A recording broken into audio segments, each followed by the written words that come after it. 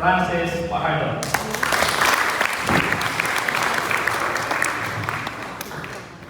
Maraming salamat, Pastor DS. Ano po? Ingat ang palakpakan natin si Lord.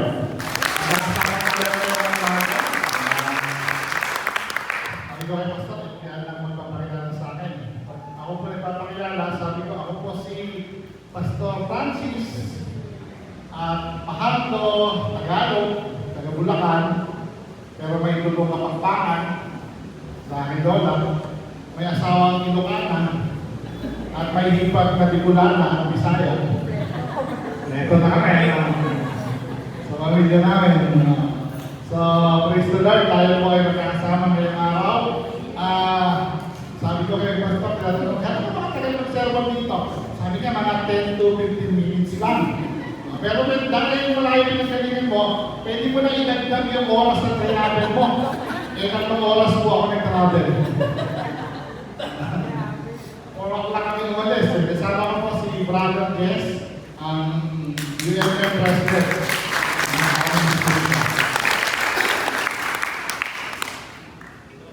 Ako, isang retired police. Nagsama ako ng police para pagkahuli ka ng police. May kasama na ako ng police.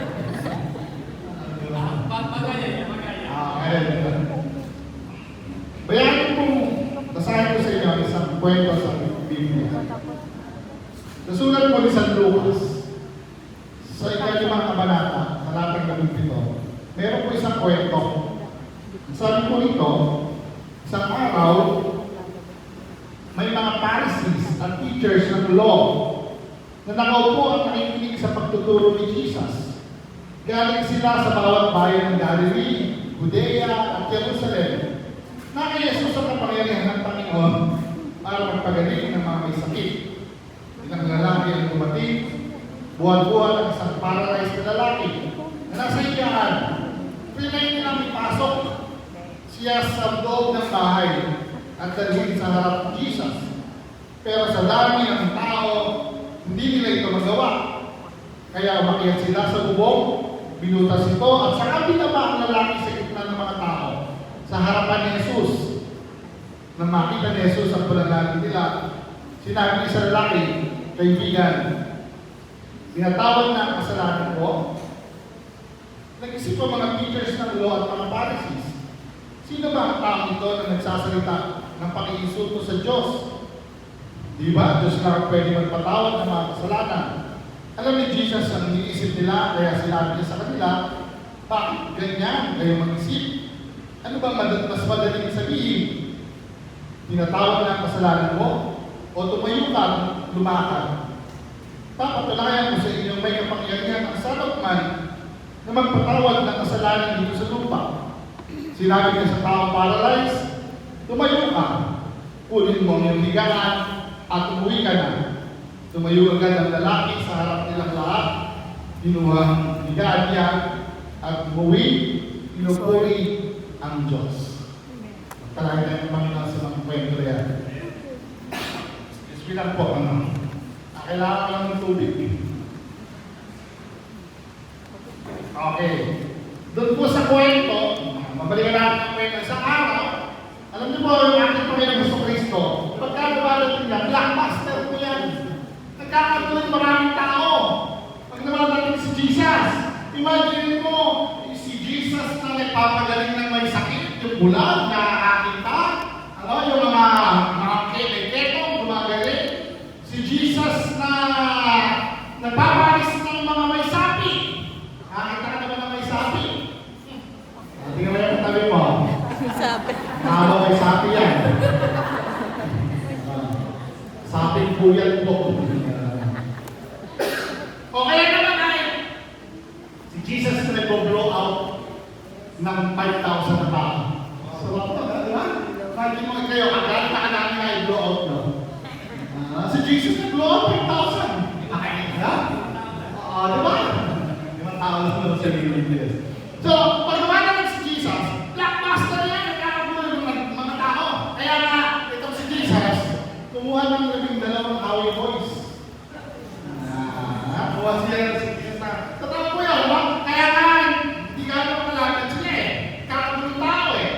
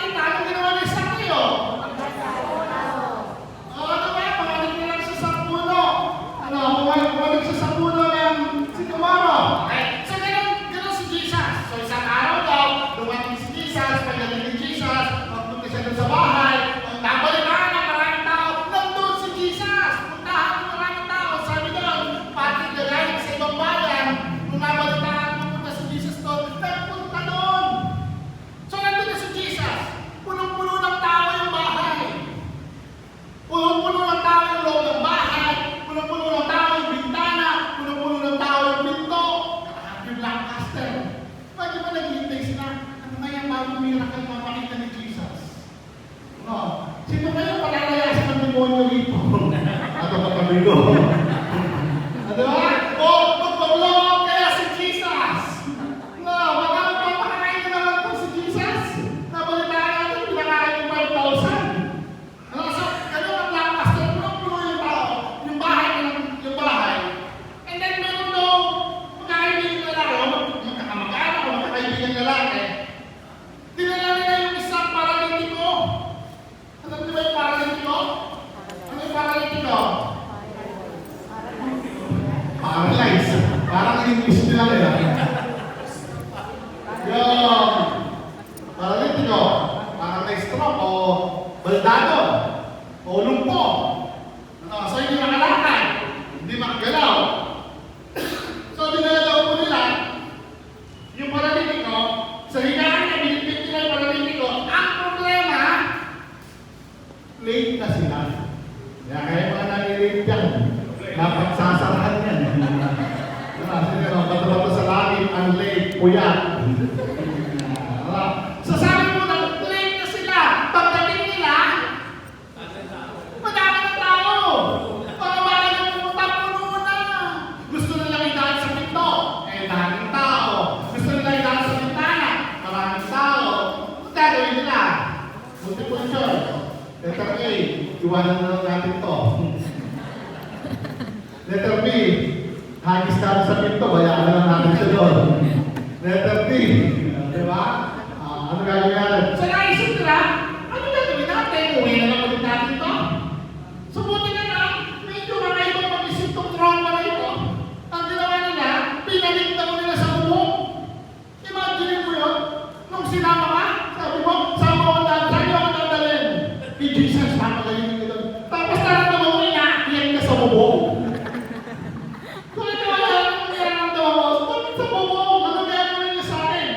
Idadain ka namin.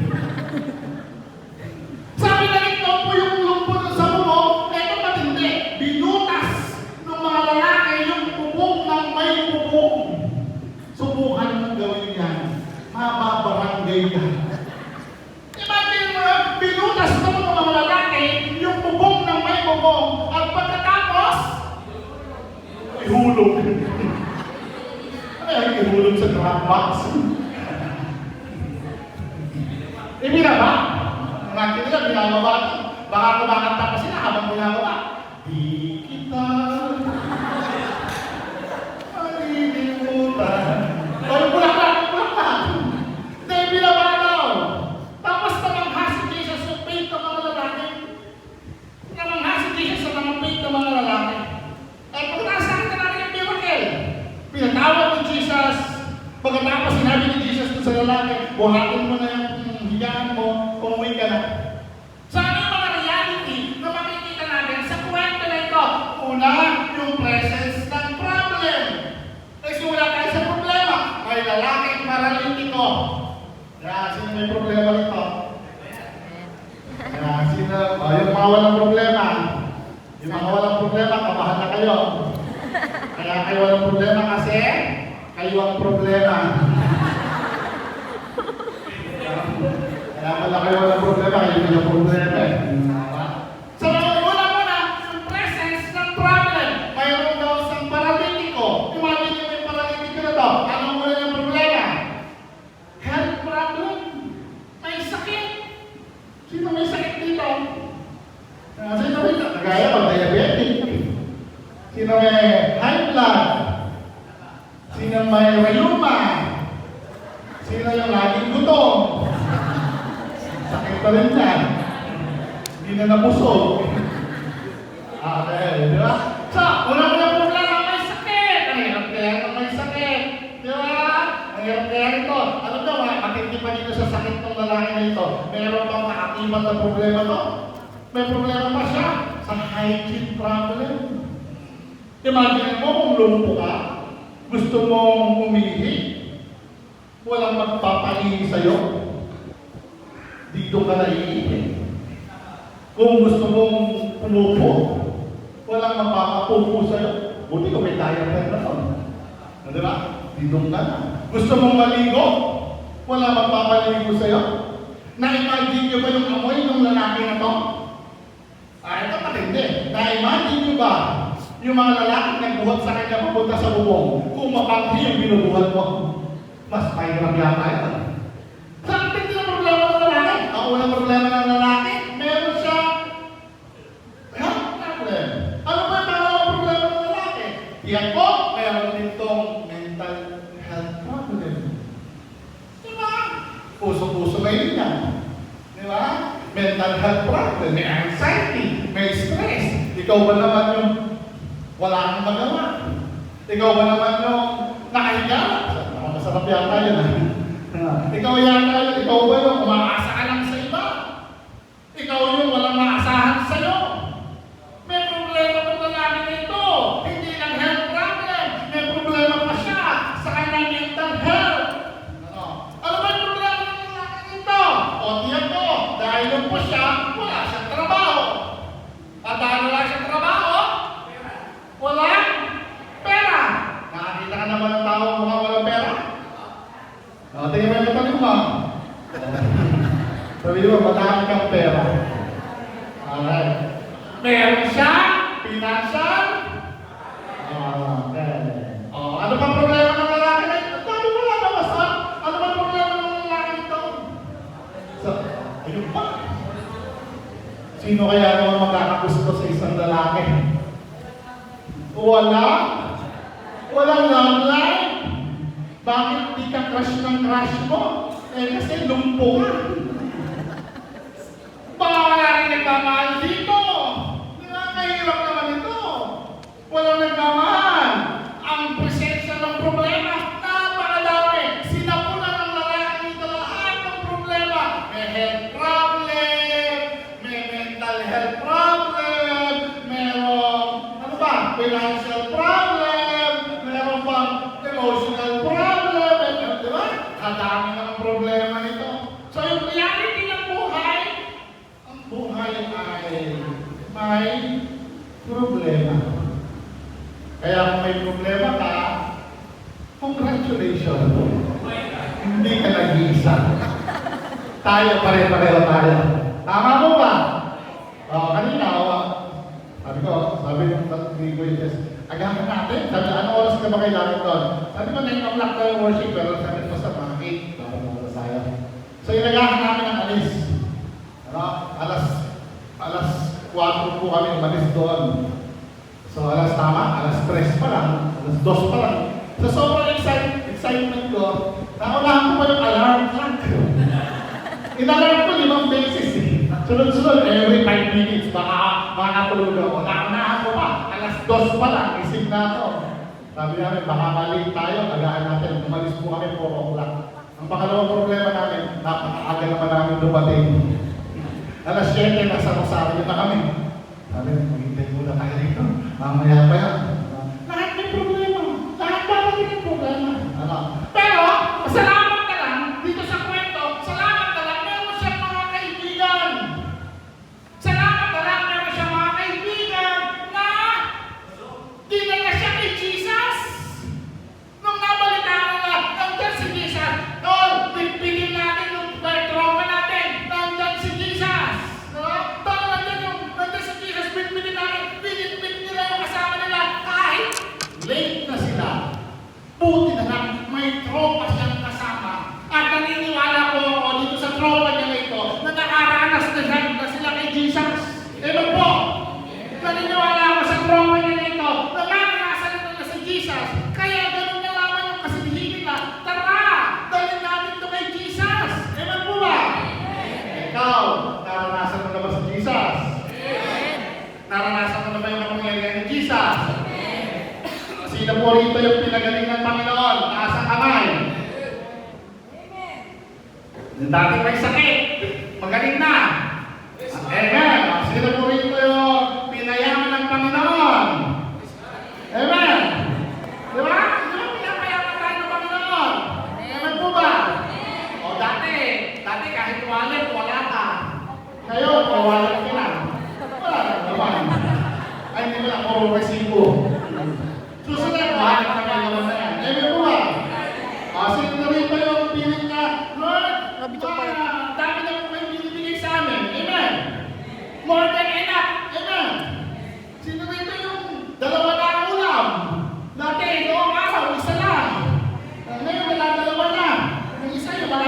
panis. Pero inuulam pa rin natin yan. Sayang. Ito po alam, mga kapatid. Kapag naranasan mo sa buhay mo na you have more than enough. Yung dati, sapat lang. Pero ngayon, parang kinakitira ka. Yung masarap ng buhay na gano'n. Di ba parang dati parang medyo kinakapus ka. Tapos dumating ka sa panahon na sapat-sapat na. Tapos darating ka na sa, may nakitira ka pa. Amen? Di ba? Kung naranasan nyo na po may nakitira ka pa? Sa pera mo, may nakitira ka pang konti. Okay. Kapag kung naranasan mo na, you have more than enough. Lord, sobra pa po ito sa kailangan ko. Yan, di ba? Naranasan nyo po yan? Pag nandun ka na po sa point na yun, tandaan nyo po, hindi lahat ng natanggap mo ay para sa iyo. Yung iba, para dyan sa katabi mo. Sige, sabihin mo sa katabi mo, nasa iyo pala. Nasa iyo pala. Di ba? Ginawin mo? Yan, nasa katabi mo pala. O, sabihin mo sa katabi mo, hihintayin ko yun. Okay? Sabihin mo, bago ang anniversary, ibigay mo na yun. Assignment kayo, ha? Dapat. Pag naranasan mo, important na, hindi ko para sa iyo. Yung iba po, para dyan sa katabi mo. Pinamimigay lang sa iyo sa kanila. Di ba? O, kaya yung katabi mo, tingin mo, wasang kipo. Ano? Pinamigay lahat. Akala niya, kanya lahat.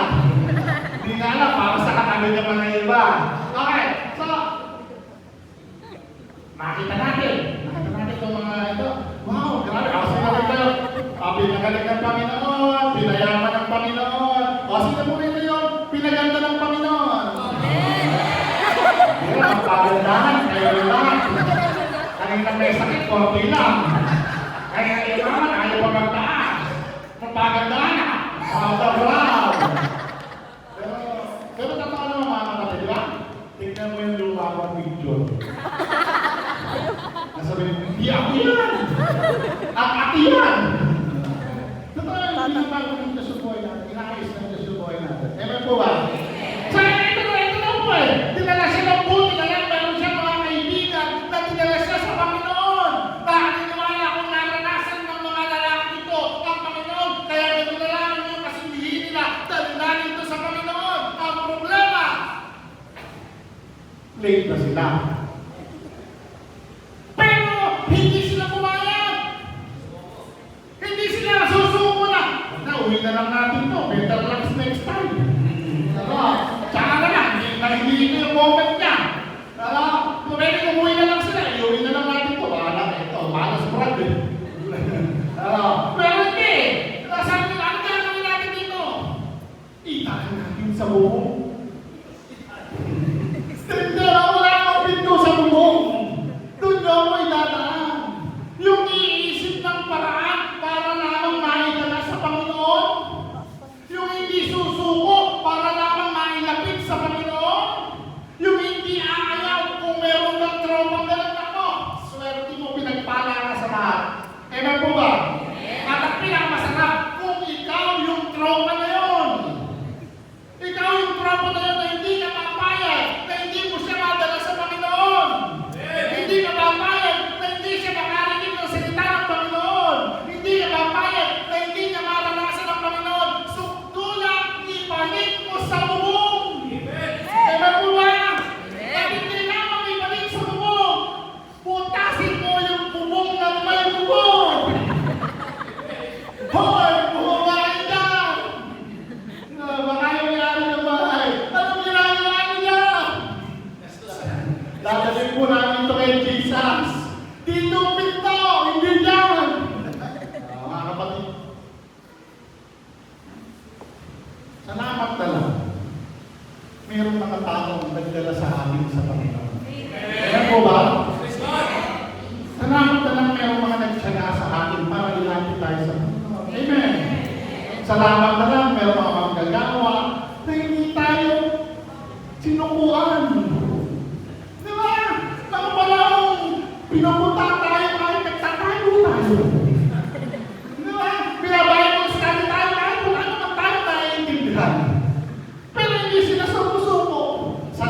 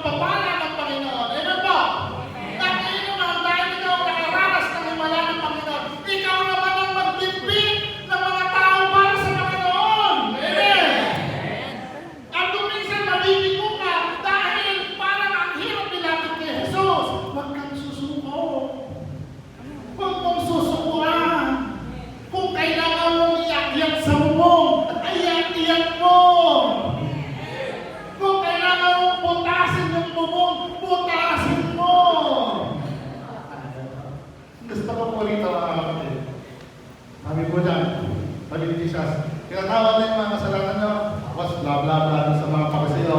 Pero sabi ni Jesus dun sa lalaki, o sige, buhatin mo yung higaan mo, umuwi ka lang. Sabi na sa kwento, pinuhan na, tumayo na yung lalaki.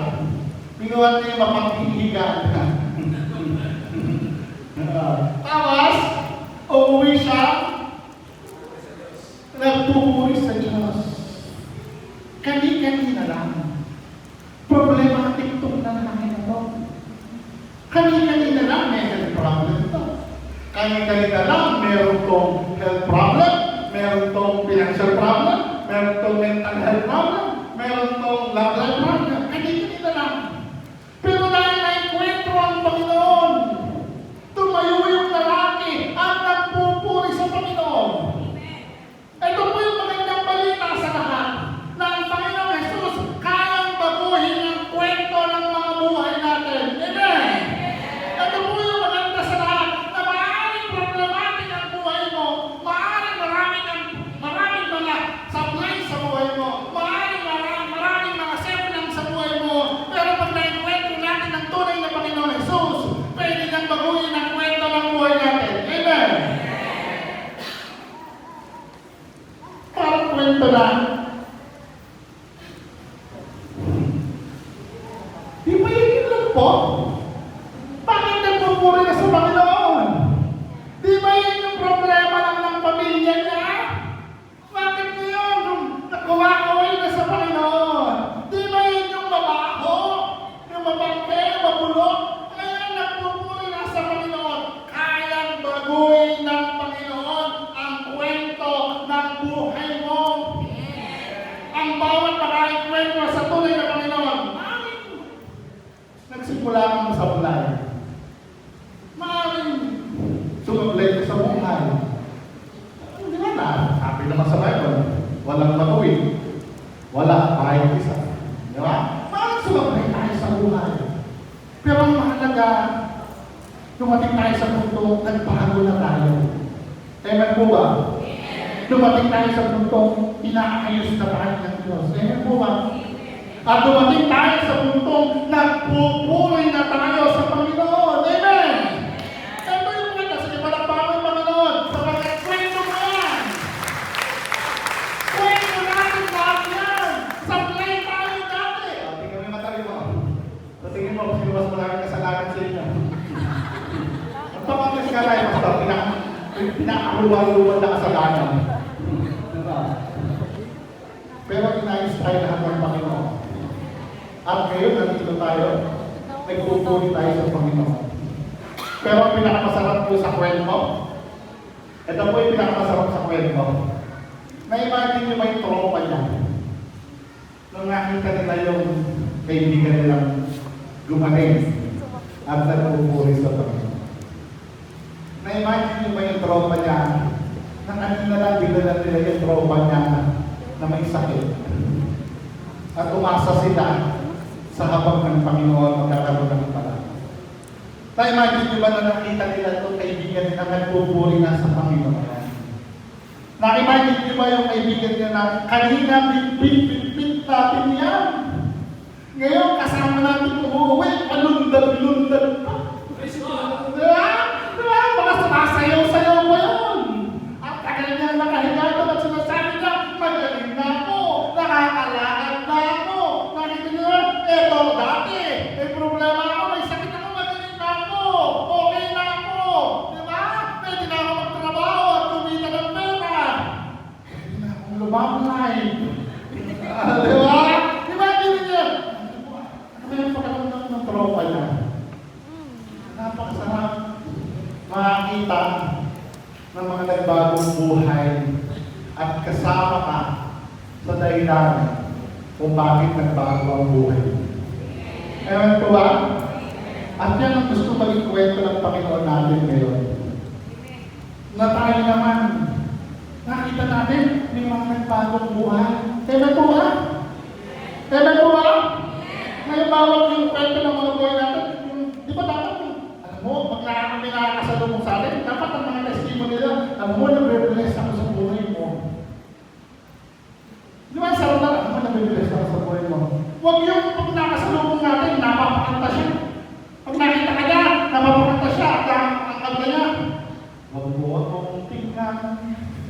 na parang ikay mangungutang.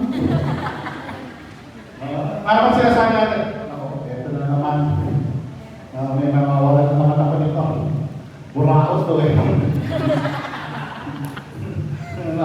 Tiyak mga nito, papalitin na naman sa akin to eh. Yung nahihingi na naman to eh. Dapat, blessing tayo. Ewan po ba? Dapat blessing tayo. Sige sabi mo sa atin mo, ililibre kita. Kaya, hindi sabi mo sa atin mo. Hindi ka magandang balitan na yung umaga dito. Sabi mo sa atin mo, ililibre kita. Sabi mo lang, sabi sa'yo, kakantsaak ko yan. Sisig-linig kita. Hindi mo aksidente na yan ang nakatabi mo ngayong araw na ito. Ang daming sa atin, iba katabi mo, pero ngayong ito, siya nakatabi mo. Kasi yung mga panalangin mo dati kay Lord, binigay na niya dyan sa katabi mo. Kaya ibibigay niya katabi mo sa iyo yan.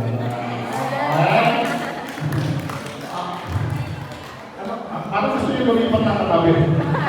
Wala namang bibigay sa akin. Lumipat na katabi. Mga kapatid, kami ang masarap po doon. Masarap yata. Nauuwi kayo, nakita mo nagpupuri siya. Ang dami po may problema ang tao. Bawat po makakasalubong natin, makakasalubong po natin, maging mabait po tayo sa kanila. Sapagkat hindi po natin alam yung mga pinagdadaanan nila. Hindi po natin alam kung ano yung problema nila, may sakit sila, o baka naman may mental health problem sila, anxiety na sila, stress na sila, o baka naman talagang wala yung pera, G na G. Gipit na gipit. Di ba? Tayo naman lang, di ba? Dati naging G na G. Pero ngayon, hindi na kayo G na G. Ano na kayo? Nakaka-L-L na kayo. Nakakaluwag-luwag. Magpapayin po tayo sa nakakasalubong natin. Bakit? Hindi po natin alam kung anong dadaanan niya sa buhay. Di ba? Pero mahalaga, kaming blessing po tayo sa kanila. Madala po natin sila sa Panginoon. Naniwala sila na ang Panginoon ayaw magbago ng kwento ng buhay. Kailangan po ng Panginoon ng mga anak niya, tayo. Nakagaya ng binasa natin kanina sa pagpasok ng ating Panginoong Jesucristo. Sabi yun, pagpasok natin ng Panginoong Jesucristo, hindi naman siya bigla na lang tagumpay pumasok. Mayroong mayroong alagad na sumunod kahit parang weird yung utos ng Panginoon mo. Sabi ng Panginoon, punta kayo doon. May nakataling astronaut. Alagad nyo. Iya, Lord. Kababawag kami yan. Diba? Pero sumunod pa rin sila.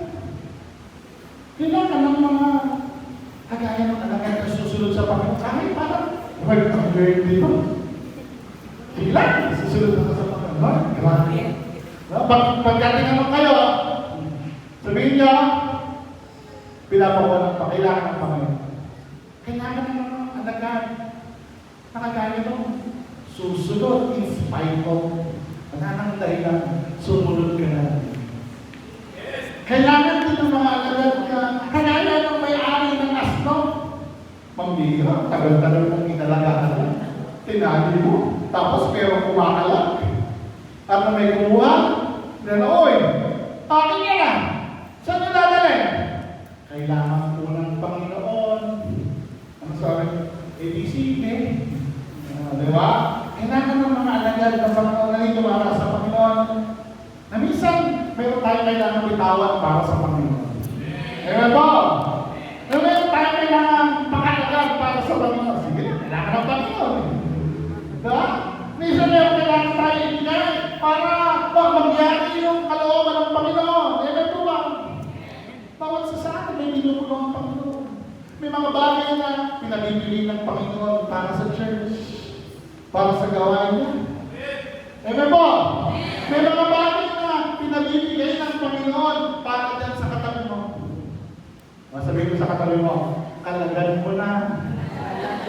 Bigay mo na sa akin. May mga bagay na kailangan ng Panginoon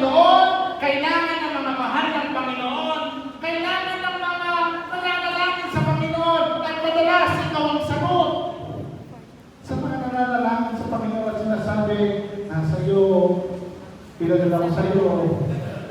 Bigay ko sa kanya. Lord, pangala ko aking lahat to. Hindi. Binigyan na nga kita, sobra-sobra. Gusto ko naman lahat sa iyo. Yung iba, manatid sa katabi mo. Diba? Ililibre mo yan. Na-excite ka ba? Ililibre ka na katabi mo. Diba? Pag di ka nilibre yan, hindi ka ulit ako. Sisigilin natin yan. Diba? Kailangan din ng Panginoon ng mga sisigaw at magpupuri sa Kanya habang naglalakad siya. Tingnan mo yung mga ito, ang matagumpay na pagpasok ni Jesus doon sa Jerusalem ay hindi basta nangyari. Mayroong mga alagad na sumunod kahit parang weird yung orders ng Panginoon. Mayroong may-ari ng asto na hinayaan nila dahil kailangan ng Panginoon. At mayroong mga sumigaw at naglalakad ng malabal at nagtaas ng mga palaspas para lang sabihin sa lahat, narito na ang Panginoong Jesucristo. Baka ikaw yun. Baka ikaw ngayon yung sinasabi ng Panginoon. Sumunod ka kahit na medyo ang hirap ng pinapagawa ni Lord. Diba?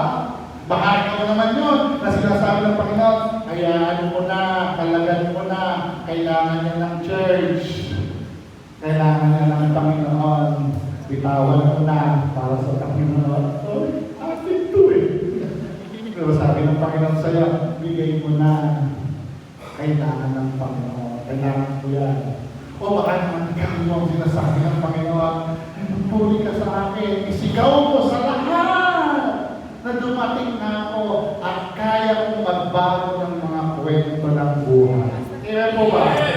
Isang araw pinakamasarap po, mga kapatid, na habang nag-worship ka rito, makikita mo yung pinagtsagaan mo. Makikita mo yung biyaya mo. Makikita mo yung pinilit mong mapunta sa Panginoon.